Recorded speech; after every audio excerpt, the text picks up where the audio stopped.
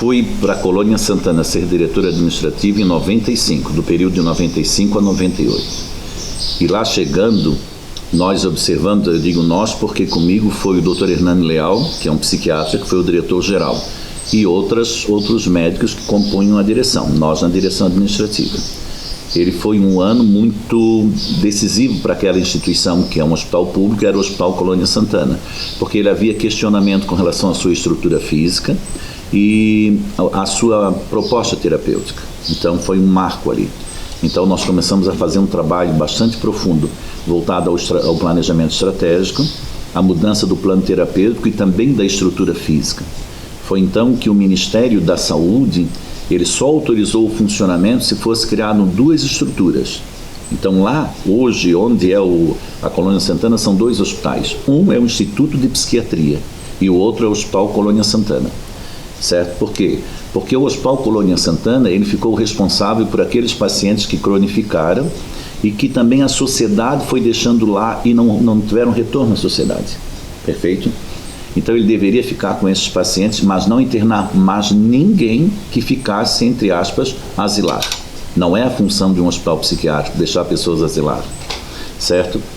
Essa estrutura então registrou todos os seus pacientes, na época em torno de 500, sem poder inserir mais nenhum. Ponto. Congelou ali e deve estar passando isso até agora, deve estar aí, eu acredito hoje, por volta de uns 100 pacientes, talvez um pouco menos.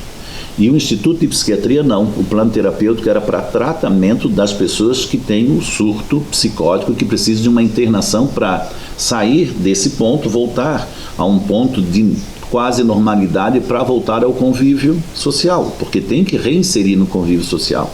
A partir de então, nasceu ali o Instituto de Psiquiatria do Estado de Santa Catarina, nasceu conosco na direção, certo? Foi uma profunda transformação, pautada em planejamento estratégico, envolvimento da equipe, de tal forma que se transformou toda a parte física, né? Desde a parte de saneamento básico até a parte de humanização e a parte do trato e do plano terapêutico. Bom, terminado esse tempo, em 98, é que nós fomos convidados para dirigir o Instituto São José, que é um hospital privado, né? Que tem mais de 50 anos, ele foi constituído para ser uma alternativa de tratamento psiquiátrico no estado de Santa Catarina. Aqui nós começamos, então, nós estamos falando aí de 20 anos trabalhando aqui. Também fizemos uma profunda transformação na estrutura física, no plano terapêutico, com uma equipe maravilhosa. Então foi promovida essa grande transformação e hoje o Instituto tem uma estrutura que é todo individualizado, um tratamento todo focado na sua observação, no seu plano terapêutico, nas suas modelagens que ele foi aprimorando e modernizando e oferece uma estrutura ímpar para o Estado. Agora, neste momento, ele atende todos os convênios e particular, certo? Ele não é um hospital que hoje atenda a parte pública, porque ficou especificamente para o hospital público fazer essa questão. Mas sem sombra de dúvidas, uma das instituições em psiquiatrias mais modernas que nós temos no estado e no país, sem dúvida. O meu pai foi vigia do Hospital da Colônia Santana. Ele foi trabalhar lá. Ele era um homem ligado à agropecuária, um colono, mas ele trabalhava durante a noite de vigia. Antigamente tinham vigias no hospital, hoje isso não existe mais porque mudou o plano terapêutico. Então ele ficava cuidando que não houvesse fuga. Talvez esse link, outra coisa, eu cresci numa comunidade que o hospital psiquiátrico ele estava inserido e que era muito comum tu conviver ou encontrar de vez em quando um paciente psiquiátrico na rua, alguns tinha isso. E eu fiz uns vínculos profundos na Colônia Santana quando eu fui diretor. Eu tenho pacientes lá internos que ficaram ao longo da história que eu criei um vínculo de amizade muito profundo, né? Inclusive meus filhos criaram esse vínculo com eles, né? Nós temos uma paciente que se chama Aurora, que faleceu há uns 2 anos atrás. E ela sempre perguntava, o que eu sou de ti? Eu disse, tu és minha irmã. E ela chamava meus filhos de sobrinho. E aquela minha sobrinha, e aquele meu sobrinho, quando é que vem? Vem no Natal? Ele vem no Natal. Então essa ligação criou um grande entendimento da psiquiatria. Eu sou apaixonado pela psiquiatria, né? Pela questão de poder ver que uma pessoa que em determinados momentos da vida ela tem um breque, uma quebra na sua qualidade de vida por alguma questão, né? e de repente, depois de tratada, depois de conduzida, ela se torna inteira de novo, ou ela se torna capaz de um convívio social de novo. Isso para mim é apaixonante. Ver alguém que vem, entre aspas, mais destruído ou mais comprometido na sua integridade e depois volta com esse olhar para a sociedade é interessantíssimo. Também foi muito forte porque derrubou em mim um monte de estigmas, e eu tenho um mote na vida que é que eu possa viver tanto quanto necessário para quebrar todos os meus preconceitos, né? E um deles foi esse. Eu tinha muito medo, e a minha primeira resposta para ir administrar o Hospital da Colônia Santana foi não, eu não vou em hipótese alguma, exatamente porque eu tinha esse medo, esse receio, e foi lá que eu fui mergulhar. E te digo assim, eu sou extremamente apaixonado por esse viés da saúde. A saúde é muito encantadora, né? Mas eu sou extremamente apaixonado por esse viés da saúde mental. Eu me identifico muito, isso foi uma quebra lá dentro, entende? Na Colônia Santana, eu me identificar muito com eles. E tem uma coisa que sempre me chocou muito, a responsabilidade de eu dar qualidade àqueles que muitas vezes não têm voz, e não podem, porque o que eles falam muitas vezes pode não ser considerado uma verdade. Então a tua responsabilidade, ela é triplicada, porque tu tens que ver o que é verdade realmente, que naquele momento é verdade, aquela dor sentida é verdadeira, e tu tens que acolher e não desprezar. Isso para mim sempre soou muito sério, eu sempre me incomodei muito com isso. Eu sempre digo, quando tu trabalhas numa instituição que as pessoas são consideradas, entre aspas, normais, elas têm um poder de reclamar e de interagir. Quando tu trabalha numa instituição psiquiátrica, elas têm esse poder sim. Hoje isso é muito claro, isso é muito estabelecido, mas outrora não. E não é que não tivessem, até tinha, mas muitas vezes alguém diz, não, mas pode ser que não é, que é outra coisa. Não, essa questão de tu dar a ele voz e poder ouvir e meio que parear, sabe, tu parear, isso é muito encantador para mim, isso é uma coisa que mexe comigo. Então eu comecei a encontrar algumas figuras muito marcantes lá. Euminda, por exemplo, era uma lemoa, ela falava alemão e o brasileiro dela era quase todo errado, assim, muito puxado. E eu já chegava lá, já puxava umas 3 frases em alemão, wie geht's du, alles blau, ela ria um monte, rapaz. E quando eu via, ela já gritava de longe, moça, e eu já ia lá para conversar, porque eu tinha o hábito de caminhar todos os dias de manhã por entre eles para ver onde tinha alguma coisa que tinha que ser visto, e alguma coisa que nós tínhamos que reparar, entende? Para depois começar o trabalho.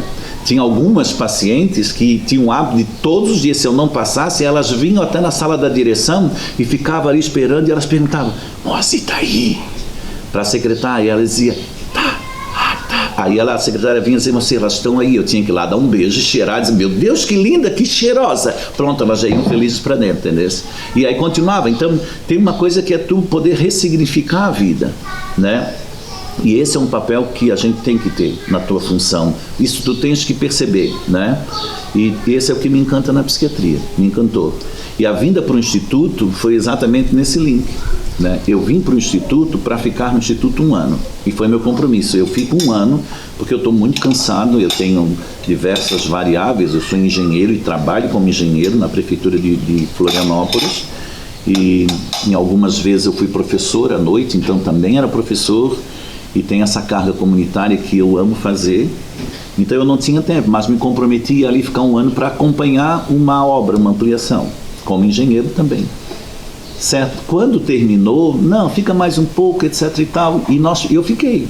São 20 anos que eu estou ali, pelo jeito eu não vou sair tão cedo, entende? Porque de fato a psiquiatria, ela é encantadora para mim. O trabalho social, ele é anterior a tudo isso, né? Eu sou um jovem nascido na Colônia Santana, e a minha mãe e meu pai viveram sempre lá. E a minha mãe e meu pai sempre foram pessoas muito religiosas, então estavam sempre na igreja. Minha mãe é uma mulher muito ligada à igreja e à fé. E nós também fomos nos inserindo. Nessa questão, nós começamos a participar de grupo de jovens, já com 14 anos. Ali dentro é que começou a desenvolver essa questão, tá? Eu virei coordenador desse grupo, eu acho que por mais de 20 anos, né? Por incrível que pareça, desse grupo de jovens. Depois meus filhos foram coordenadores, desde o mais velho até o mais moço. Hoje o meu filho mais moço está lá e também está na coordenação. Tem mais de 40 anos esse grupo, e é muito legal. E ali nós começamos a fazer esse trabalho com o olhar social. Numa dessas conversas, o Frei Antônio, que eu diria que é o meu inspirador espiritual para tomar a decisão da política, tu vê que tudo tem um link. Ele pediu para fazer e acompanhar uma obra social, que é na creche Frei Antônio, de uma ampliação e de uma reforma. Eu era jovem, eu acho que eu tinha uns 18 ou 19 anos, talvez 20 no máximo. E eu disse para ele, como é que uma pessoa da sua maturidade vai confiar um trabalho desse para uma pessoa jovem que nem eu? Ele disse, não, porque eu vejo de longe quem eu posso confiar. E nós fizemos um grande trabalho, ampliamos tudo. Quando estava pronto, ele disse, eu queria que você ficasse dirigindo a instituição, né? E de fato nós ficamos dirigindo a instituição. Eu fui presidente daquela instituição, que eu tenho um grande laço de coração com ela até hoje, né? E quase que uma obrigação de alma de ajudá-la a mantê-la. Hoje ela tem mais de 200 crianças, né? Quando terminou, nós continuamos, e eu continuei esse tempo todo. Isso também foi um viés para ir para o IPQ, porque dessa maneira foi que o doutor Hernani, que não me conhecia, me convidou. Então tu vê que tem um link. E ali, através das campanhas, desse envolvimento com a comunidade, do olhar para aqueles que mais precisavam, de ver qual é a necessidade de alimento, qual é a necessidade de uma infraestrutura, a própria ampliação da creche a gente fez no braço, porque era por mutirão, não tinha outra opção. Então foi que aí foi enveredando, até o momento em que eu fui questionado, porque não colocaram o nome à disposição. E eu te confesso que eu disse que jamais, eu não quero me envolver jamais em política. E aí foi onde eu fui desafiado, porque ele disse, se você não vai, as pessoas de bem envolvidas não vão, então é difícil que a gente consiga transformar e ter força. A tua voz vai dar força para um segmento que não tem voz. Então tu vê que acaba linkando todos os sem voz aí, né, nesse sentido assim. E aí nós colocamos o nome à disposição, mas sabendo que era um processo difícil, porque era uma candidatura periférica, né? Também era uma candidatura que queria fazer diferente, de um jeito diferente de chegar. Então isso é um convencimento, é uma mudança de cultura, é uma mudança de pensar político, né? E aí que nós fomos trabalhando, até que depois de 2 campanhas bem representadas, mas não logramos êxito, na terceira nós conseguimos. Então foi uma batalha, ele é um processo um pouquinho mais doloroso, né? Mas que também não faz, ele só enriquece, só vai enriquecendo, porque foi a opção de não fazer igual, porque para fazer igual já estava. E aí nós entramos na política, entendeu? Como vereador, depois como vereador, foi agregando, porque enquanto no hospital eu era administrador e não tinha administração, eu fui fazer administração para ter o conhecimento técnico, certo? Depois de sair de lá, eu tive um período em que eu administrei uma escola, né? Eu fui diretor de uma escola. Aí tinha a questão, eu tenho que conhecer um pouco de pedagogia, senão como é que eu vou administrar e falar de uma coisa que eu não sei? Aí eu fui fazer pedagogia, entende? Aí eu fiz pedagogia durante essa administração na escola. Foi um curso fantástico, todos os 2, que eu uso até hoje, né? E aí também agregou, porque eu sou professor também, né? E uma coisa foi amarrando na outra e foi fazendo uma construção que é única, não são de sabores que nós fizemos isso, não, foi exatamente complementares, né? E aí nós chegamos até aqui. Nessa construção que foi acabando nos dando esse gabarito, né? Para ser, por exemplo, secretário da Receita, quando eu fui. E eu sou um pouco, eu me questiono muito. Enquanto secretário da Receita, a primeira pergunta foi, eu não entendo de tributário. Então vou fazer um curso de tributário. Aí eu fui ao Rio de Janeiro fazer um curso de tributário, até fomos com alguns funcionários efetivos, né?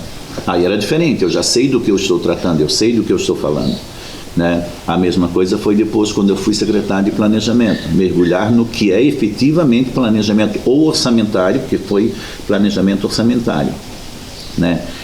Como a secretária de desenvolvimento econômico, cada uma dessas variáveis acabou sendo importantes para o outro lado, que foi a minha participação na administração pública diretamente.